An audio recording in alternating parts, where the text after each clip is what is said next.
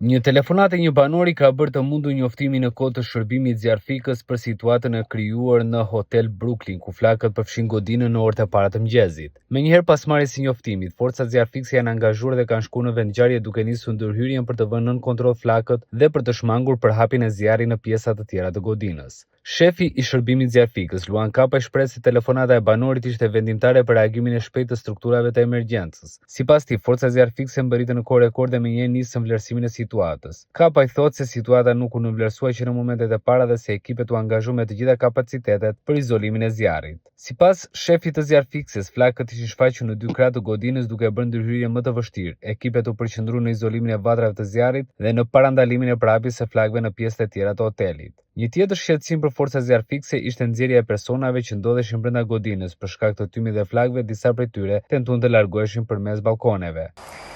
Përshëndetje, unë jam Luan Kapaj, me detyrë drejtuesi i shuarjes zjarrit në stacionin e zjarfikës Vlorë, dhe brëm kemi pasur një situatë disi të veçantë për ne zjarfikësi. Jo se situata tjera janë më të lehta, por kjo ishte disi e veçantë sepse ka qenë një zjarr nëpër masa të mëdha në katin e parë të bar restorant dhe pastaj zjarri desh u përhap dhe në katin e dytë ku ishte edhe hoteli.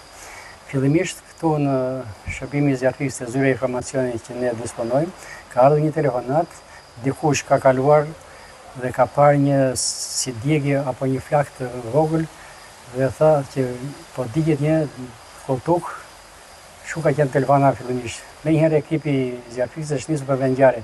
Sa ka qenë në pozicion që ka parë vendin e ngjarjes, komplet bar restoranti ka qenë në flak. Menjëherë drejtuesi i këtij ekipi ka kërkuar ndihmë për nga kolegët që të vinin forca dhe mjetet e shtesë për të përballuar situatën. Fillimisht u desh që të bëhesh ndërhyrja në 2 drejtime, të izoloheshin flakët e zjarrit që mos kalonin katën e dytë të hotelit dhe të bëheshin me mundur dhe evakuimi të gjithë këtyre banorëve që ishin rezidentë në hotel. U punua pothuajse me forcat që kishin divorcion duke ardhur dhe ndihmë forcat e tjera.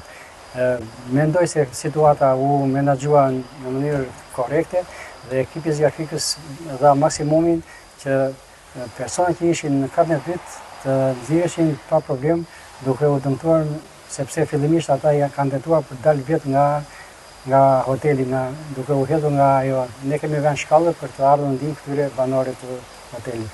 Situata ishte shumë e vështirë sepse lokali ishte i përfshirë komplet në flak dhe temperaturat dhe tymi bënte efektet e veta duke kaluar nëpërmjet kafazit të shkallëve për në katën e dytë. Kështu që banorët ishin brenda ishin e pamundur të dilin nëpërmjet shkallëve duke dalë në balkon për të gjërmën rrugë të tjera për të evakuuar.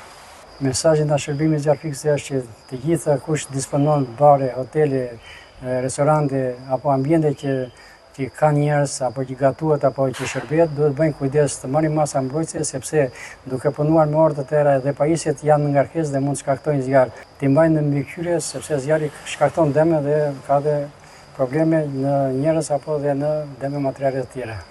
Ndërhyrja e shpejtë e shërbimit zjarfikës bëri të mundur lokalizimin e zjarrit dhe shmangjen e prapjes së mëtejshme të flakëve, ndërsa në vendngjarje vijon veprimet për kontrollin e plotë të situatës. Pas përfundimit të ndërhyrjes, autoritetet nisën dhe verifikimet për të përcaktuar shkaqjet dhe rrethanat e rënies së zjarrit në ambientet e hotelit.